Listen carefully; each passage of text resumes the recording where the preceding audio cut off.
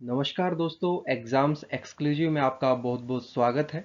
और जैसा कि आप जानते हैं, हमारी इस सीरीज़ का नाम है INA, instant news analysis. Friends, हम यहाँ पे इम्पोर्टेंट आर्टिकल डिस्कस करते हैं यूपीएससी एस्पिरेंट के लिए। तो चलिए आज का आर्टिकल शुरू करते हैं। फ्रेंड्स, आज का हमारा टॉपिक है Punjab could see more areas under cotton cultivation. ये जो टॉपिक है वो रिलेट करता है किससे? इकोनॉमी से। ठीक है, इकोनॉमी से कैसे करता है पूरा का पूरा जब पढ़ेंगे तो समझ में आ जाएगा। और इकोनॉमी किस में आती है? GS 3 में। फ्रेंड्स, जो कॉटन क्रॉप है वो कैसी है? खरीफ या रबी? बताइए। खरीफ है। ओके, खरीफ क्रॉप है। अब एक चीज़ सोचने वाली है कि हम ये टॉपिक क्यों डिस्कस कर रहे हैं कि पंजाब को see more area under cotton cultivation. क्योंकि ये जो टॉपिक है वो कहीं ना कहीं कोविड-19 से रिलेट कर रहा है, यानी कि उसकी वजह से ये सारा कुछ चेंज होगा। ओके, अब हरियाणा और पंजाब के अंदर अगर आप मोस्टली देखें तो किस तरह की कॉटन का मतलब किस तरह की कॉटन उगाई जाती है? कौन सी कॉटन यूज की जाती है? किसी को आइडिया है? एक तो होती है बीटी कॉटन, ठीक है, उसके अलावा और बाकी कैटेगरीज हैं। तो हरियाणा और पंजाब के अंदर कितनी परसेंट है इसकी? 95%। यानी कि मोस्ट ऑफ द जो फार्मर्स हैं वो बीटी कॉटन को यूज करते हैं। बीटी का मतलब क्या है, जरा कमेंट्स के द्वारा बताइए। ये साइंस का छोटा सा पॉइंट है, ज़्यादा बड़ा नहीं है। ओके, सो फ्रेंड, इसके अलावा जो 5% फार्मर हैं वो और दूसरी जो क्रॉप कॉटन की जो वैरायटी हैं वो यूज़ करते हैं, यानी कि आप कह सकते हैं इंडिजीनियस कॉटन वैरायटी। ओके, सो न्यूज़ के अंदर क्या है? Effect of the pandemic on cropping pattern. अब देखिए, जो भी चीज़ें होती है उसके पीछे कुछ ना कुछ तो रीजन होता होगा, है ना? क्यों पंजाब कॉटन कल्टीवेशन की तरफ शिफ्ट होने की सोच रहा है इस कोविड-19 की वजह से? क्या कभी इस चीज़ के बारे में सोचा है? चलिए, ये जैसे टॉपिक हम कंप्लीट करेंगे तो आपको समझ में आ जाएगा कि इसके पीछे रीजन क्या है।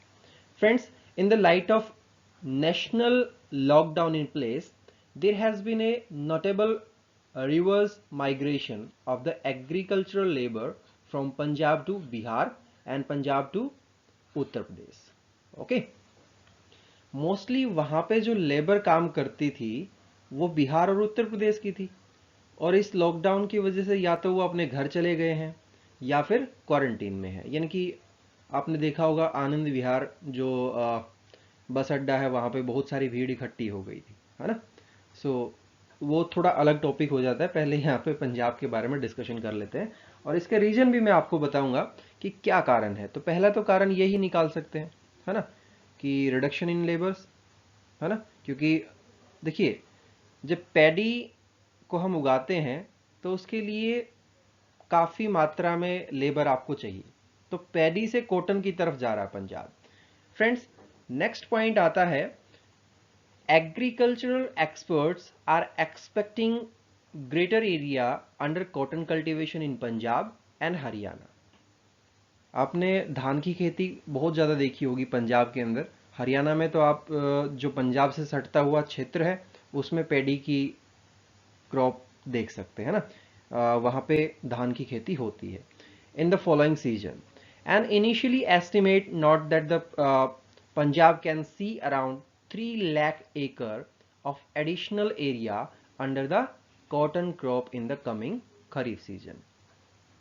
फ्रेंड्स, इसके पीछे देखिए 3 कारण है कि क्यों ऐसा हो रहा है। देखिए, एक तो कॉटन की तरफ जा रहा है, किससे जाएगा? पहले क्या उगाते थे?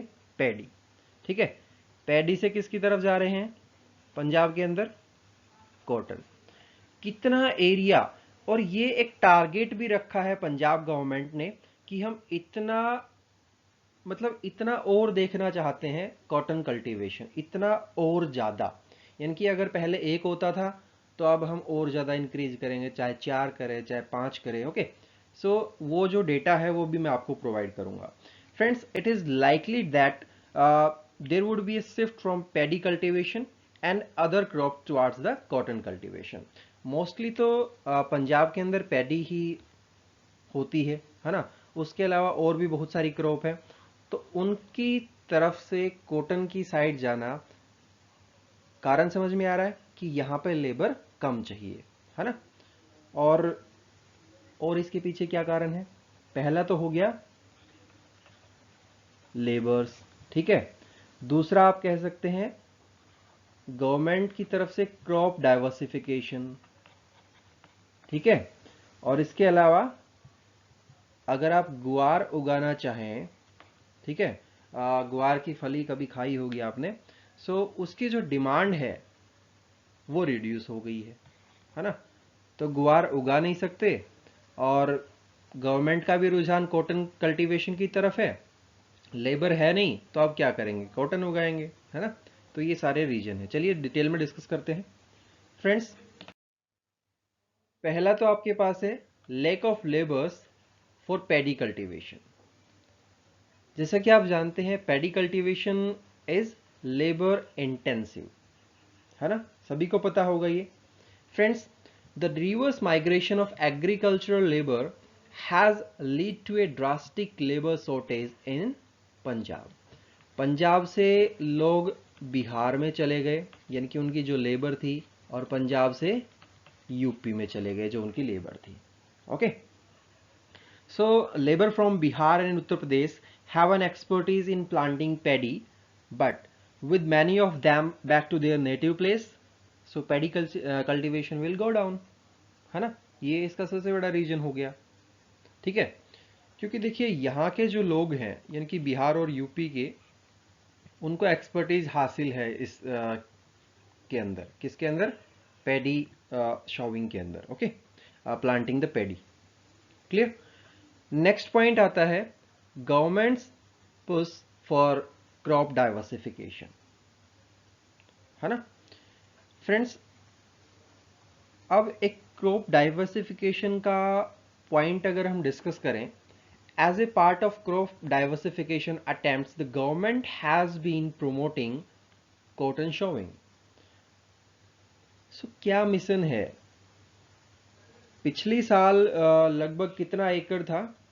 9.7 लाख एकड़, ठीक है। अब इसको इंक्रीज करके टारगेट कितना रखा है पंजाब सरकार ने? लगभग 12.5 लाख एकड़, ठीक है। क्लियर है friends? The Punjab government has set a target of enhancing the area under cotton cultivation from 9.7 lakh acre last year to 12.5 lakh acre in 2020 in a bid to promote crop diversification. Okay, and this could aid the acreage under cotton. और जो पहले वाला point था lack of labours for paddy cultivation, उसमें एक point और add कर लीजिए। इस सिचुएशन में जो कॉटन है वो एक वायबल ऑप्शन है फार्मर के लिए, ठीक है, क्योंकि पैडी डिमांड करती है लेबर की और कॉटन डिमांड नहीं करती है। ओके, उसके अलावा जो हमने एक पॉइंट बताया था कि जो गुआर है उसकी जो डिमांड है वो डिक्रीज हो गई है। तो गुआर सभी को पता होगा, है ना, फली होती है इसकी। Friends, there has been steep decline in the market demand for guar, and the farmer may show less guar crop as its price have remained subdued and shift to cotton. एक बार तो ऐसा हुआ था कि जो गुआर के प्राइस हैं वो काफ़ी हाई चले गए थे, है ना। तो लोगों ने नेक्स्ट ईयर क्या किया, बहुत सारा गुआर बो दिया। उसके बाद सीधी सी बात है, जब प्रोडक्शन इंक्रीज होगी किसी चीज़ की तो जो प्राइस है वो डिक्रीज होगा, और प्राइस डिक्रीज होगा तो हमारे पास मतलब बहुत सारी मात्रा में वो चीज़ें उपलब्ध हो जाएंगी, तो प्राइस तो डिक्रीज हो ही गया, है ना, और डिमांड उतनी ही थी। तो फिर उसके बाद अब जो डिमांड है वो घटने लगी है, तो अब कल्टीवेशन उसकी होगी नहीं, है ना, कोई स्कोप है नहीं। सो that's all from this lesson. and I hope you like this lesson. So thanks for watching this. Thank you very much and have an awesome day.